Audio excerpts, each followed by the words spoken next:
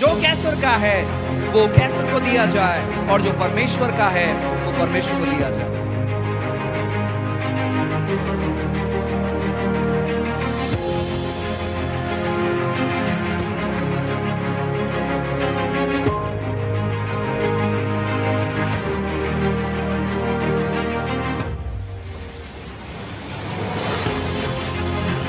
I want to tell you, people who don't pray don't hear from God. People who don't pray live in darkness.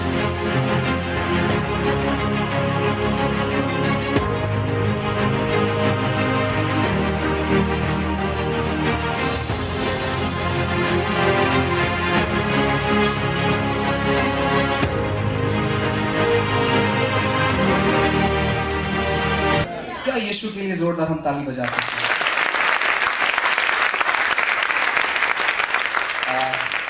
मैं धन्यवाद करता हूं हर एक लोगों के लिए जिन जिन व्यक्तियों को हमने न्योता दिया।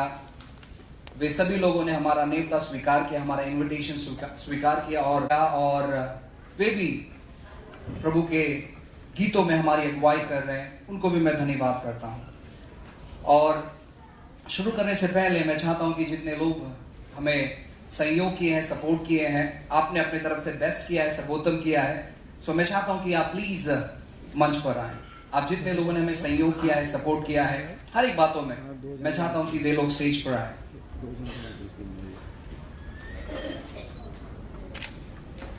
प्लीज। और भी बहुत सारे हैं जो बाहर है, अगर आप मुझे सुन रहे हो तो आप कृपा कर कर स्टेज पर आए।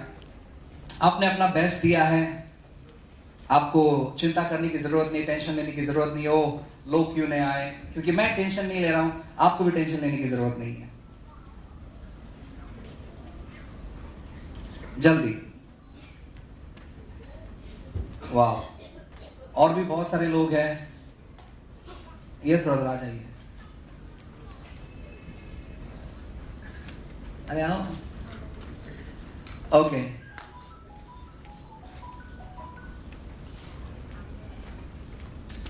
सो और भी है यहाँ वहाँ, बट पता नहीं वो है कहाँ कहाँ। सो क्यों ना हम लोग इन जवानों के लिए जोरदार ताली बजाएं।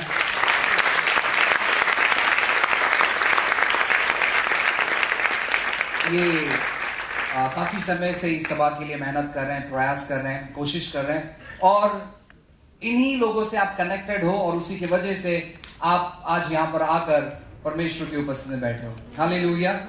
सो प्रचार में जाने से पहले हमारा जो नया बुक है मैरिज एंड फैमिली, विवाह और परिवार, हम उसे रिलीज करने पर है। सो मैं चाहता हूँ कि मेरे पिताजी वो आ जाए स्टेज पर, और साथ ही साथ मेरी जो वाइफ है, बच्चे हैं, वो भी ऊपर आ जाए। और मैं चाहता हूँ कि मेरे जो पास्टर है, उनकी वाइफ है, वो भी आ जाए ताकि वो हमारे लिए प्रार्थना कर सकें।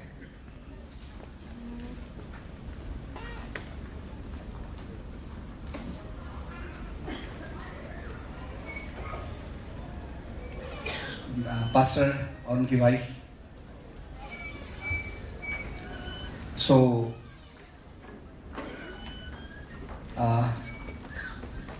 बहुत ही खुशी का मौका है। सो मैं चाहता हूँ कि मेरे पिताजी जो है वो बुक की ओपनिंग करें और मेरे जो पास्टर है वो हमारे लिए दुआ करें।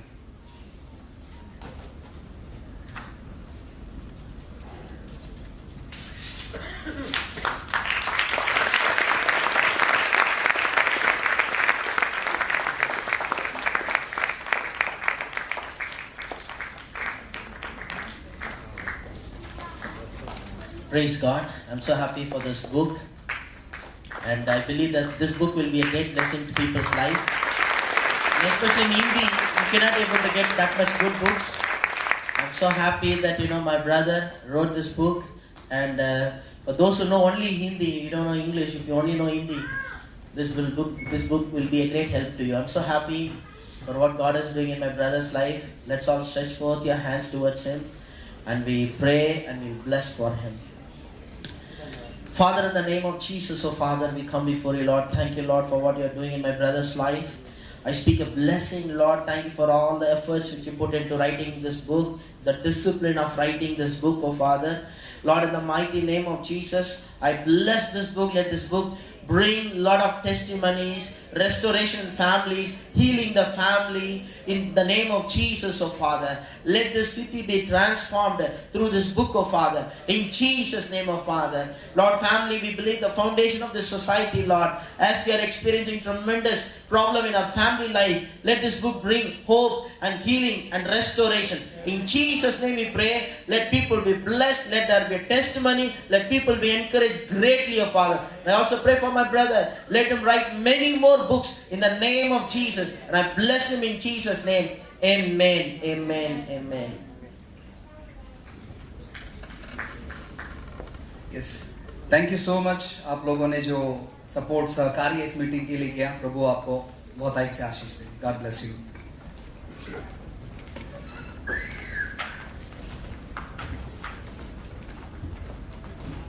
सो जैसे हम अपने अपने सीट्स पर बैठ रहे हैं, मैं चाहता हूं कि क्यों ना हम अपने बाइबल को खोलें. मरकुस की किताब अध्याय 10. मरकुस की किताब अध्याय 10 और वचन 46 से आगे मैं आपके लिए पढ़ता हूं. आप ध्यानपूर्वक सुने. मरकुस की किताब अध्याय 10 और वचन 46 से बाइबल कहता है, वह यरीहो में आया और जब वह और उसके चेले और एक बड़ी भीड़ यरीहो से निकलती थी, तब तिमाई का पुत्र बर्तुल्माय एक अंधा भिखारी सड़क के किनारे बैठा था. वह यह सुनकर कि यीशु नासरी है, पुकार पुकार कर कहने लगा, हे दाऊद के संतान, यीशु मुझ पर दया कर. बहुतों ने उसे डांटा कि वह चुप रहे, पर वो और भी पुकार कर कहने लगा, हे दाऊद के संतान, मुझ पर दया कर. तब यीशु ने ठहर कर कहा, उसे बुलाओ. और लोगों ने उस अंधे को बुलाया. उससे कहा, धाड़स बांध, उठ, वो तुझे बुलाता है. वो अपने कपड़े फेंक कर शीघ्र उठा और यीशु के पास आया. इस पर यीशु ने उससे कहा, तू क्या चाहता है कि मैं तेरे लिए करूं? अंधे ने उससे कहा, हे रबी, यह कि मैं देखने लगूं. यीशु ने उससे कहा, चला जा, तेरे विश्वास ने तुझे चंगा कर दिया है. वह तुरंत देखने लगा और उसके मार्ग में उसके पीछे हो लिया. आइए प्रार्थना करते हैं. अनुग्रहकारी पिता, फिर एक बार यीशु के नाम से हम आपके पास आते हैं. प्रभु, आपकी कृपा, आपकी दया और आपके अनुग्रह को हम मांगते हैं परमेश्वर. हम प्रार्थना करते हैं प्रभु, हम जितने भी लोग इस जगह पर जमा है प्रभु जी, उन सबों को प्रभु हम आपके हाथों में समर्पित करते हैं. प्रभु, उन्होंने यीशु के नाम से जो भी परेशानी लेकर आए हैं, समस्या लेकर आए हैं, तकलीफ लेकर आए हैं, उलझन लेकर आए हैं, बीमारी लेकर आए हैं, हादसाएं लेकर आए हैं, उन सारे लोगों को हम आपके सम्मुख लेकर आते राजा. प्रभु, आज की शाम उनके जीवन में आप कार्य करना शुरू करें. और हम चाहते हैं परमेश्वर, हम पुकारते हैं आपको कि आप इस सभा में रुके, इस सभा में रुके. हम कहते हैं परमेश्वर, हमारी पुकार को सुनिए. हम जिस चीज के पीछे तड़प रहे हैं, जिस चीज की अपेक्षा कर रहे हैं प्रभु जी, उसको देखने और अनुभव करने के लिए मदद करें. प्रभु, फिर एक बार हर एक के हृदय को और दिलों को हम आपके हाथों में समर्पित करते राजा. और इस प्रार्थना को हमारे उद्धारकर्ता यीशु के नाम से मांगते हैं. आमीन. मैं आपको बताना चाहता हूं प्रियो, आज पूरे विश्व भर में जितने भी लोग हैं, वे सभी लोग अपनी समस्या, अपनी दुविधा, अपनी परेशानी, अपने उलझन को लेकर जीवन बिता रहे हैं. कोई व्यक्ति परेशान है कि उसका शादी नहीं हो रहा है. कोई व्यक्ति परेशान है कि उसने शादी क्यों किया. कोई व्यक्ति गोली खा रहा है ताकि वो थोड़ा सा हेल्दी हो सके. कोई व्यक्ति गोली खा रहा है ताकि वो थोड़ा सा कम हो सके. कोई व्यक्ति सैलून में जाता है और सैलून वाले को पूछता है कि यार मेरे बाल झड़ गए हैं, मैं क्या करूं जिसके द्वारा बाल मेरे अच्छे से उगे। तो कोई जाकर कहता कि अरे यार ये बहुत परेशान कर रहा है, इसे जल्दी जल्दी काट दो। हर एक लोग हर एक चीजों को लेकर समस्या ग्रसित है, परेशानी में है, दुविधा में है। और मैं आपको बताना चाहता हूं कि जो बात परमेश्वर ने दिया है उस चीजों पर, उस बातों पर ध्यान ही नहीं जा रहा है। जो बातें परमेश्वर ने हमारे जीवन में दी है, मैं आपसे कहना चाहता हूं ना, उस बातों की ओर हमारा ध्यान नहीं जा रहा है। हमारा ध्यान केवल उस बातों की ओर जा रहा है जो नहीं है, और उस बातों की ओर नहीं जा रहा है जो है। और जो बात नहीं है, हम उसके बारे में इतना चिंतित हो गए हैं, इतना परेशान हो गए हैं, इतना संघर्ष उठा रहे हैं। जो बात हमारे पास है उसको हम इस्तेमाल ही नहीं कर रहे, और उसी की वजह से जो चीज हमारे जीवन में कुछ ही समय पर होने पर होता है, वो बहुत देर लग जाता है। इजरायली लोग भूल गए थे कि जो प्रार्थना सुनने वाला परमेश्वर है, उन्होंने हमारी प्रार्थना को सुनकर एक ऐसे व्यक्ति को हमारे मध्य में नियुक्त किया है जो हमारा सीधे तौर पर, अच्छे तौर पर मार्गदर्शन कर सकता है। लेकिन वो क्या कर रहे थे? वो देख रहे थे अपने रोजगार की जिंदगी को, परेशानी को, दुविधा को, समस्या को, और वो चिल्ला रहे थे, पुकार रहे थे, गिड़गिड़ा रहे थे कि हमारे साथ ऐसा क्यों हो रहा है, हमें मटन खाने क्यों नहीं मिल रहा है, हमें ये खाने क्यों नहीं मिल रहा है, हमें मीठा पानी क्यों नहीं मिल रहा है। बस उसी के प्रति वे लोग ग्रसित हो गए थे, अपनी स्थिति और परिस्थिति को देखकर। जो उनके पास है उस चीज का वो इस्तेमाल नहीं कर रहे थे, और जो नहीं है उसी की वजह से वो चिंतित थे। और आज भी हम कुछ ऐसे ही कर रहे हैं। हमने एक व्यक्ति के बारे में पढ़ा, बाइबल कहता है कि तिमाई का पुत्र जो बारतुलमै था, वो अंधा भिखारी था। वो उसके अंधेपन के वजह से वो मर्यादित हो गया था, वो सीमित हो गया था। वो कुछ एक्स्ट्रा चीजें या एक्स्ट्रा बातें नहीं कर पा रहा था, वो सीमित हो गया था। और मैं आपको बताना चाहता हूं, जब भी बाइबल में किसी के पिता के बारे में लिखा जाता है, इसका मतलब है कि वो यहूदी संस्कृति से जुड़ा हुआ है। क्योंकि बहुतायत बार आप पढ़ सकते हो, बाइबल में इजीली तौर पर नाम नहीं होता है। रक्तस्रावी महिला, उसका नाम क्या था पता नहीं है। ऐसे बहुत सारे इंसिडेंट्स है। एक महिला आती है और कहती है कि मेरी बेटी पीड़ित है, और यीशु उसे अलग तौर पर रिप्लाई देता है। उस महिला का नाम नहीं, से बहुत सारे लोगों का नाम नहीं है। यहां पर इस व्यक्ति के पिता के बारे में लिखा गया है और इस व्यक्ति के बारे में लिखा गया है। इसका मतलब है यह व्यक्ति बहुत ही मायने रखता है। शायद हो सकता है कि ये यहूदी है, हो सकता है ये जुड़ा हुआ है यहूदियों के संस्कृति से। अब मैं आपको बताना चाहता हूं, हो सकता है कि शैतान ने इसके आंखें छीन ली हो, लेकिन वो इस चीज के ऊपर गौर नहीं कर रहा था। क्या उसके पास नहीं है? वो कौन सी चीज पर गौर कर रहा था मालूम है? जो उसके पास है, वो थी उसकी आवाज। उसने कहा, शैतान, मुझे कोई फर्क नहीं पड़ता है कि तूने मेरे आंखें छीन ली, लेकिन जो मेरे पास है उसका मैं सर्वोत्तम तौर पर इस्तेमाल करूंगा। और मैं आपको बताना चाहता हूं, वहां पर यीशु उस बारतुलमै को ठीक करने नहीं गया था। यीशु उस अंधे भिखारी को ठीक करने नहीं गया था। मालूम है क्यों? क्योंकि जब ये अंधा भिखारी पुकार रहा था, यीशु ने पहली बार में आवाज नहीं सुना। वो अपने मार्ग से दूसरी जगह जा रहा था। लेकिन इस व्यक्ति ने भी अपने मन में ठान लिया था, जब तक यीशु मेरे पुकार को सुनेगा नहीं, मैं अपना वॉल्यूम बढ़ाते रहूंगा। उसने सुना कि जब यीशु नासरीत आ रहे हैं, उन्होंने कहा, ए दाऊद के संतान, मुझ पर दया कर। पूरे बाइबल में, नए नियम में पहली बार ये नाम का जिक्र हुआ है कि कोई व्यक्ति उस यीशु को दाऊद का संतान कह रहा है। ये बहुत ही अद्भुत बात है। मैं आपसे कहना चाहता हूं प्रियो, उसके पास जो चीज था उसका वो इस्तेमाल कर रहा था। उसके पास सुनने की क्षमता थी, इसीलिए वो क्या कर रहा था? वो यीशु के बारे में पता लगा रहा था, और उसे एक प्रकाशन मिल गया अपने छुटकारे के लिए। मैं आपको बताना चाहता हूं, हम जितने जवान लोग यहां पर हैं, हम जितने लोग यहां पर बैठे हैं, हम सभी लोग मसीह हैं, लेकिन एक सामान्य तौर पर जीवन बिता रहे हैं। कभी कभार जब हम प्रार्थना करते हैं, हमें अच्छा महसूस होता है कि यार आज हमने प्रार्थना किया है। अगर एक दिन हमने अच्छे तौर पर वचनों को पढ़ लिया, हमें अच्छा लगता है कि नहीं यार आज वचनों को पढ़ लिया। अच्छी सभा में जाकर हम जब वचनों को सुनते, अरे यार हम कुछ तो है, लेकिन उसके बाद मैं आपसे कहना चाहता हूं वही हमारा जिंदगी हो जाता है, क्योंकि जो हमारे पास है हम उस पर फोकस नहीं करते हैं, हम उस पर ध्यान नहीं करते। बाइबल में एक महिला के बारे में लिखा है जिस महिला के घर पे एक हंडे तेल की सिवाय कुछ नहीं था।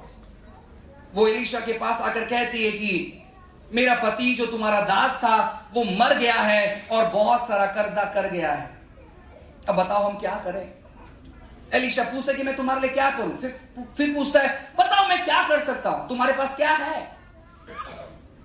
उस महिला के दृष्टिकोण को वो एलीशा चाहता था कि नहीं है, वहां से निकालकर जो है उस पर लेकर जाए। अगर मेरे पास अच्छी आवाज होती तो शायद मैं जोसेफ के ऐसे गा सकता था ताकि लोग मुझे बुला सकते थे। मेरे पास अच्छी आवाज भी नहीं है। अगर मैं खूबसूरत होता तो पास्टर मनोज जैसे मुझे लोग इनवाइट करते थे प्रीच करने के लिए, वो भी नहीं है। और मैं आपसे कहना चाहता हूं आप दूसरे की ओर फोकस कर अपने जीवन में अपेक्षा मत रखो कि अरे अगर मैं ऐसा होता तो शायद कुछ ना कुछ मेरा काम बन जाता। मैं आपसे कहना चाहता हूं आपके पास कुछ तो ऐसी बात है जो किसी के पास नहीं है, बस आपका ध्यान नहीं जा रहा है वहां पर। इस भिखारी के पास आंखें नहीं थी, लेकिन इस भिखारी के पास कान था, इस भिखारी के पास आवाज थी और उसने उस चीज का बेहतरीन तौर पर इस्तेमाल किया। अगर आज आप कोई गड्ढे में गिरे हो, परेशानी में हो, समस्या में हो, मैं आपको बताना चाहता हूं परमेश्वर ने वहां से बाहर निकलने का रास्ता आपके जीवन में दे दिया है। आपको बस खोज करने की जरूरत है। इस व्यक्ति को कई हफ्ते लगे रहेंगे इसके बारे में पढ़ाई करने के लिए कि यीशु है कौन। मैं कई बार इसके नाम को मैं सुन रहा हूं। इसने पता लगाना चालू किया कि ये यीशु है कौन, यीशु है कौन, और उसे एक चाबी मिल गई उसके छुटकारे की कि ये दाऊद का संतान है। और इसने पुकारा, हे दाऊद के संतान मुझ पर दया कर। लोगों ने कहा कोई आवाज नहीं, क्योंकि यीशु बिजी है मिनिस्ट्री में, कोई आवाज मत करो, शांत रहो।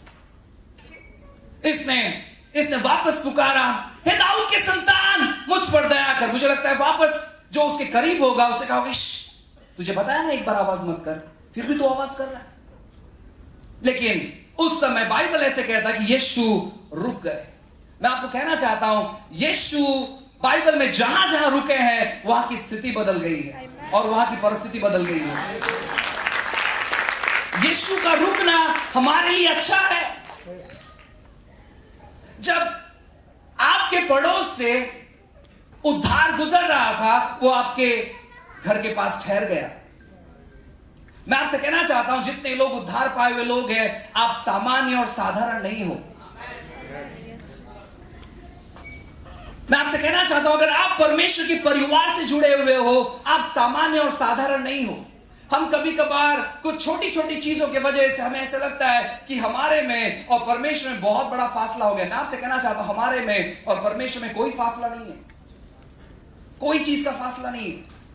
बहुत सारे लोगों की गलतफहमी है कि हमारे जीवन में जो गलतियां हैं वो हमें परमेश्वर को हमारे जीवन से दूर लेकर जाती है। मैं आपसे कहना चाहता हूं इस पृथ्वी पर सबसे बड़ी गलती थी फल खाना आदम के लिए। लेकिन मैं आपसे कहना चाहता हूं आप मेरे बाइबल में ऐसे लिखा है कि आदम को वो ढूंढते आए, पुकारते आए, चिल्लाते हुए कि आदम तू कहां पर है। उसे वो खोज कर रहे थे। और सबसे मजेदार बात क्या मालूम है, आदम को कहते हैं अच्छा तूने फल खा लिया, ओके ठीक है मैं तेरे लिए बलिदान करता हूं। तू मेरे लिए बलिदान मत कर क्योंकि तू कुछ नहीं कर सकता, मैं तेरे लिए बलिदान करता हूं। मैं आपसे कहना चाहता हूं आपकी दिक्कती आपको परमेश्वर से दूर नहीं लेकर जाती है, आपको परमेश्वर के नजदीक लेकर आती है। आपके जीवन में जो भी समस्या है मैं आपसे कहना चाहता हूं प्रियो उस समस्या के मध्य में ही ऐसे कुछ बातें छुपी हुई है, ऐसे कुछ रहस्य छुपा हुआ है जो आपके सफलता की कुंजी है। अगर आप बहुत सारे पैसों की तकलीफ में हो मैं आपसे कहना चाहता हूं ऐसे कोई तो चाबी आपके जीवन में है जिसके द्वारा आप कईयों को आशीषित करने पर हो, बस वो आपको मिल नहीं रही है। अगर आप बीमारी ग्रसित हो, बीमारी से जकड़ गए हो, मैं आपसे कहना चाहता हूं ऐसे कोई तो चाबी आपके पास है जिसके द्वारा आप अपने बीमारी से ठीक भी हो सकते हो और कईयों को ठीक भी कर सकते हो। अगर आप बहुत सारे पारिवारिक समस्या से जकड़े हुए, तो मैं आपको बताना चाहता हूं, ऐसे कोई तो चाबी परमेश्वर ने आपके जीवन में रखी है ताकि आप उस परिवार को अच्छे तौर पर उभार पाओ और अपने परिवार को उदाहरण बना पाओ दूसरे के परिवार को उभारने के लिए। आपको आपकी परेशानी देखकर निराश नहीं होना है। मैं आपसे कहना चाहता हूं, पृथ्वी पर ऐसे कोई बात नहीं है जो मुझे निराश कर सकती है, क्योंकि मैंने ठान लिया है, मुझे पता चल गया है कि निराश होने से शत्रु आनंद उठाता है। अगर हम निराश हो जाए तो शैतान क्या करता है, वो और कब्जा करने का प्रयास करता है। इसलिए आपको निराश नहीं होना है, आपको निराश नहीं होना है। आपको खोज करना है कि परमेश्वर मुझे देखने के लिए मदद कर कि कौन सी बातें आपने मेरे जीवन में रखी है। इस व्यक्ति ने ऐसे ही किया। यह व्यक्ति यीशु के बारे में खोज करता चले गया, यीशु के बारे में पता करता चले गया, और एक शब्द, उसका एक शब्द यीशु को उस आगे बढ़ने से यीशु को रोक दिया। उसका एक शब्द कि हे दाऊद के संतान, मुझ पर दया कर। अगर वो चाबी आपको मिल जाती है, आपको किसी का सुनने की जरूरत नहीं है। कई सारे लोग आएंगे आपको रुकाने के लिए, देख ऐसा है, तू ये मत कर, तू वो मत कर। मैं आपसे कहना चाहता हूं, अगर आपको पता चल गया है कि ये परमेश्वर में सही है, मैं आपसे कहना चाहता हूं ना, आपको सुनने की जरूरत नहीं है। बहुत सारे लोग हैं जो आपको दबाने के लिए और रुकाने के लिए आएंगे, विशेष करके तब जब आप परेशानी में हो, आप दुख में जीवन बिता रहे हो, आप दिक्कती में जीवन बिता रहे हो, आप नकारात्मक तौर पर जीवन बिता रहे हो, उस समय बहुत सारे लोग आएंगे आपको और भी दूर करने के लिए परमेश्वर से। बहुत सारे लोग आएंगे। इस व्यक्ति के साथ ऐसे ही हुआ था। अच्छे अच्छे लीडर लोग, अच्छे अच्छे अगुवे लोग इनको रुका रहे थे। और मैं आपसे कहना चाहता हूं, हमारे पास्टर्स बहुत अच्छे हैं, हमारे इस जनरेशन के लोग बहुत अच्छे हैं, लेकिन मैं आपसे कहना चाहता हूं उस जनरेशन के लोग बहुत अलग थे। सोच कर देखिए, यीशु उपस्थित है, यीशु सबको चंगा कर सकता है, उनमें क्षमता है हर एक लोग को चंगाई देने के लिए, और ये व्यक्ति पुकार रहा है और लोगों से कह रहे हैं चिल्ला मत, शांत रहे, चुप। बहुत सारे लोगों को मालूम है कि अगर एक बार ये व्यक्ति ठीक हो गया, फिर यार ये हम सब लोग को पीछे कर देगा। इसलिए बहुत सारे लोग आपको अगर रुकाने का प्रयास करें, मैं आपसे कहना चाहता हूं, जरूरी है कि आप उनके लिए प्रार्थना करो। आपको निराश नहीं होना कि यार ये व्यक्ति क्यों मेरे रुकावट का कारण है। आपके जीवन में परमेश्वर से ढेर सारी बातें रखी है। सबसे पहली बात मैं आपको बताना चाहता हूं, आपको जानना है कि आपके पास क्या है। अगर आप वो नहीं जानोगे तो मैं आपसे कहना चाहता हूं, आप तनावग्रस्त होकर, आप परेशानी में डूबकर, आप बहुत ही जल्दी महिमा में उठ जाओगे। आपको जानना जरूरी है, क्योंकि उस महिला ने जाना कि उसके पास तेल है। उसने कहा, एलिशा मेरे पास और कुछ तो नहीं है लेकिन तेल है। उसने कहा, मैं यही चाहता था, तेरे पास क्या है उस चीज को जान, क्या नहीं है उस चीज को जानने की जरूरत नहीं है। पास्टर प्लीज मेरे लिए प्रार्थना करो, मुझ पर बहुत कर्जा हो गया है, प्लीज मेरे लिए प्रार्थना करो, मेरे रिपोर्ट्स ऐसे ऐसे हैं, प्लीज मेरे लिए प्रार्थना करो, मेरे पत्नी का प्रॉब्लम है, प्लीज मेरे लिए प्रार्थना करो, मेरे पति का प्रॉब्लम है, प्लीज मेरे लिए प्रार्थना करो, ओ मेरी सास बहुत सताती है, प्लीज मेरे लिए प्रार्थना करो, मेरा व्यवसाय ठीक तौर पर नहीं चल रहा है, प्लीज मेरे लिए प्रार्थना करो, मुझे जॉब नहीं लग रहा है, प्लीज मेरे लिए ये चीज के लिए प्रार्थना करो, प्लीज मेरे लिए वो चीज के लिए प्रार्थना करो। कब तक, कब तक? मैं आपसे कहना चाहता हूं, अपना प्रार्थना निवेदन हजारों लोगों को बताते मत बैठो, क्योंकि वो अपने लिए प्रार्थना नहीं करते हैं, वो आपके लिए कैसे प्रार्थना करेंगे। लेकिन मैं आपको बताना चाहता हूं, बाइबल ऐसे कहता है कि जो दुखित है वो खुद प्रार्थना करे, क्योंकि परमेश्वर कुछ ना कुछ बातें वो प्रकट करना चाहता है आपको। अगर आप निराश और तनावग्रस्त हो, मैं आपसे कहना चाहता हूं ना, वो बहुत अच्छा समय है कि आप परमेश्वर से जुड़ सको। बहुत अच्छा समय है। जब आपको भूख लगती है आप क्या करते हो? मैं चाहता हूं कि कोई तो बात करे। जब खाना खाते हैं, या तो अब सोचो अभी मीटिंग खत्म होने पर है, 10 बजे मीटिंग खत्म हो जाएगा, आपको जरूर भूख लगेगा। सो जब आप हॉल से बाहर निकलोगे आप क्या करोगे?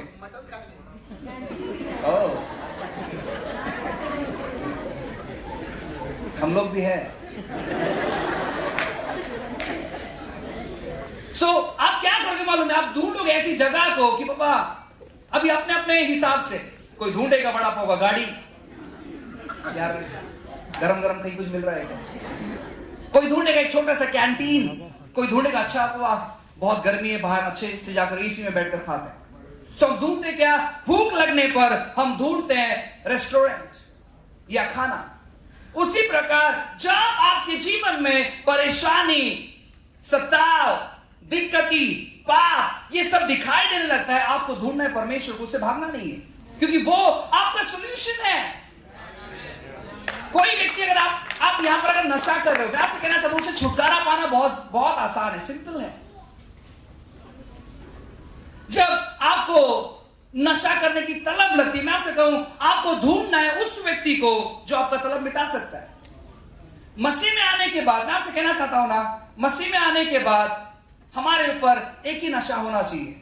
कोई व्यक्ति अगर सिगरेट पीता है, जिसे चेन स्मोकर कहते हैं, वो शराब नहीं पी सकता। आप ढूंढ कर देखो ऐसे लोगों को। जो चेन स्मोकर है वो ज्यादा कर सिगरेट ही पीता है, वो शराब का उसका लत नहीं रहता है। कोई तो एक ही चीज का हमें लत लग सकता है। मैं आपसे कहना चाहता हूं, अगर हम मसीह है, हमें परमेश्वर का लत लगना चाहिए। और ये कैसे लगेगा मालूम है? क्योंकि बाइबल कहता है उसे चख कर देखो कितना भला है। हमने उसे चखा नहीं है, खाली दूर से देखा है, और इसी की वजह से हमें मसीह जीवन जीने के लिए मजा नहीं आता। मैं आपको बताना चाहता हूं, मसीह जीवन बहुत ही खूबसूरत जीवन है।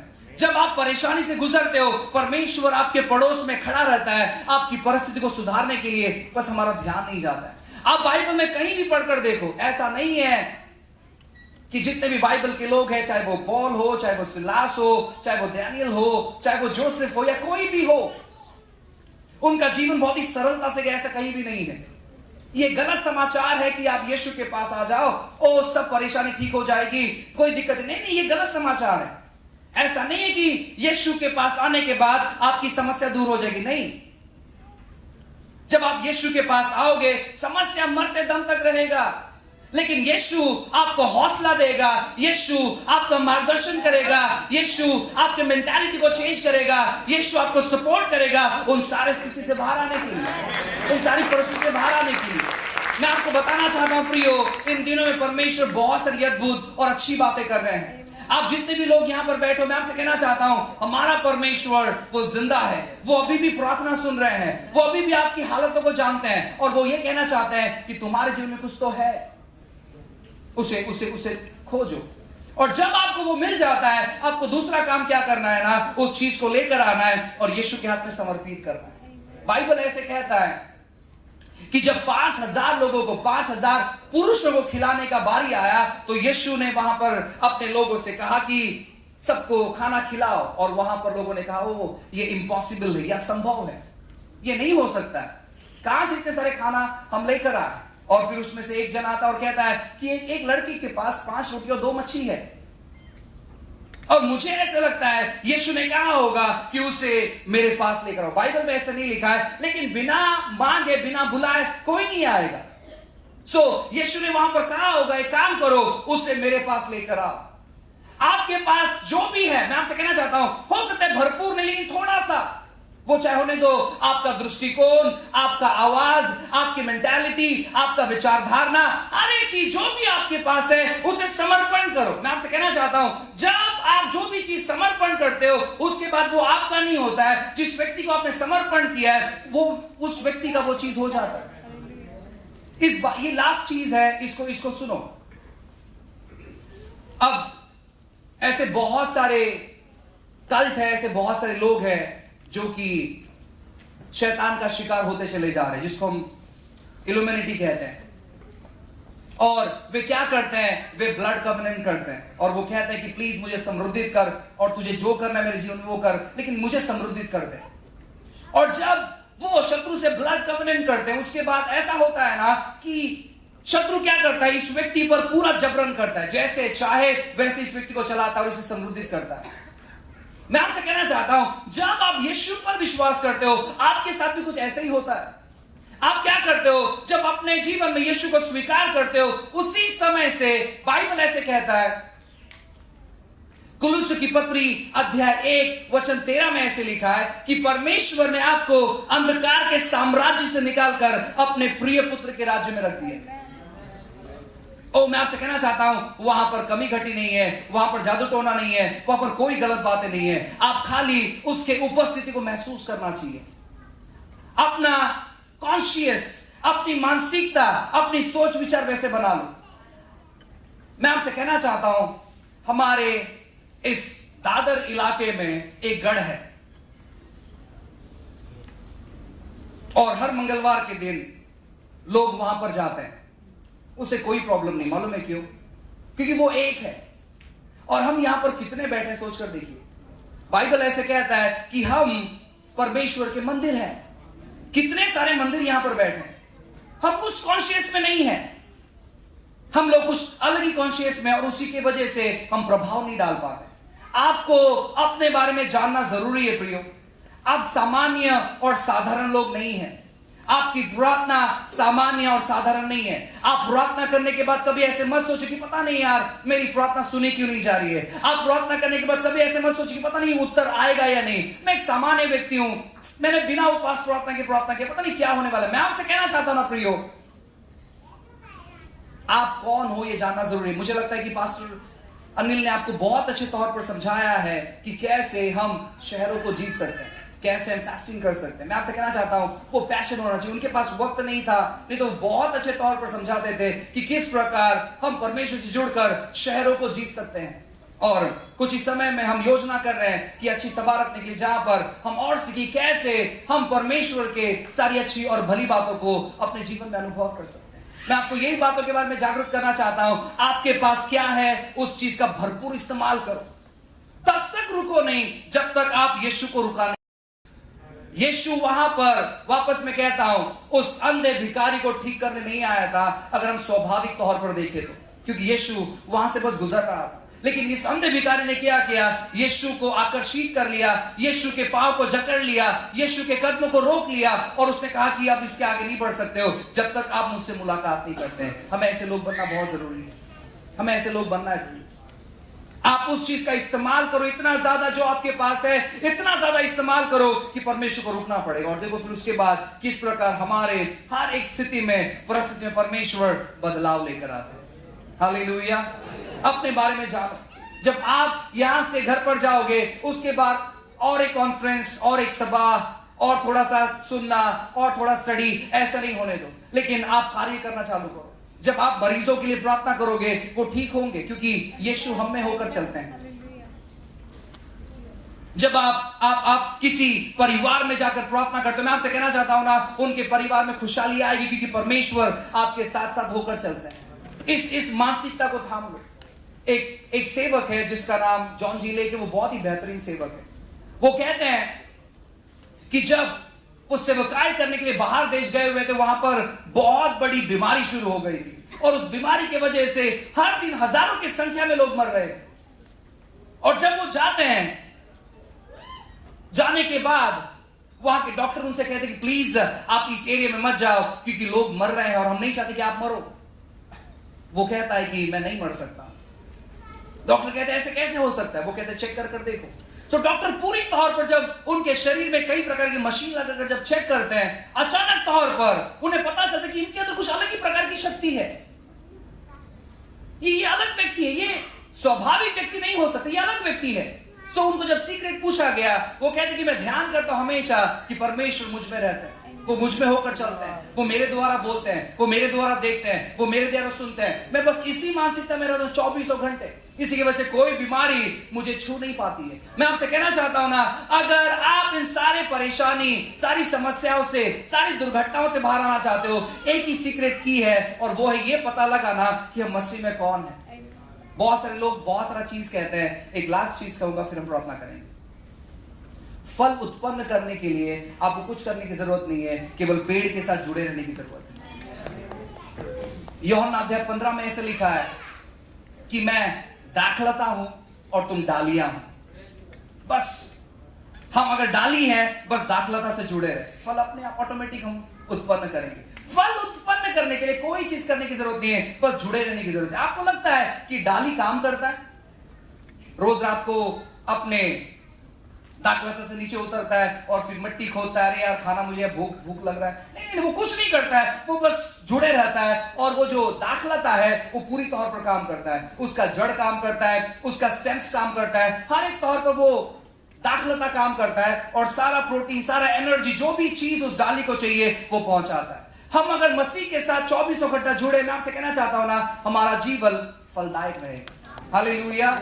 बस इस चीज को आप अपने मन में याद रखते हो, किस प्रकार परमेश्वर हमारा इस्तेमाल करते हैं नया परिवर्तन और नया बदलाव लेकर आने के लिए। होने दो कि हमारा जीवन हम सेवकाई के लिए समर्पित कर। अगर आप मसीह हो, मैं आपसे कहना चाहता हूं, सेवकाई करना बहुत जरूरी है।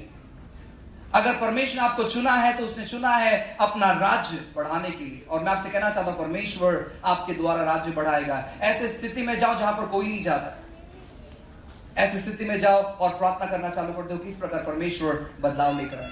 हालेलुया। आइए अपने आंखों को बंद करें। Love you Jesus. धन्यवाद परमेश्वर। प्रभु हम धन्यवाद देते राजा। पिता परमेश्वर, फिर एक बार यीशु के नाम से हम आपके पास आते राजा। हम जितने भी लोग यहाँ पर एकत्रित हैं जमाए प्रभु जी, होने दे राजा हमारा ध्यान आकर्षित कर, जो बात हमारे पास है उस चीज को इस्तेमाल करने के राजा। प्रभु हमारे विचार धारणा को, हमारी कल्पनाओं को वहां पर लेकर जा जो जहां पर आपने चीजों को रखा है, और हमें मदद कर उस चीज को इस्तेमाल करने के लिए।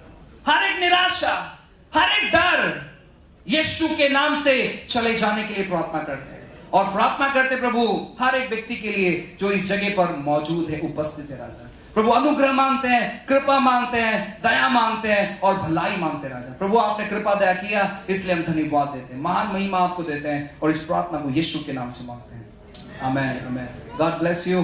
प्रभु आपको आशीष करें।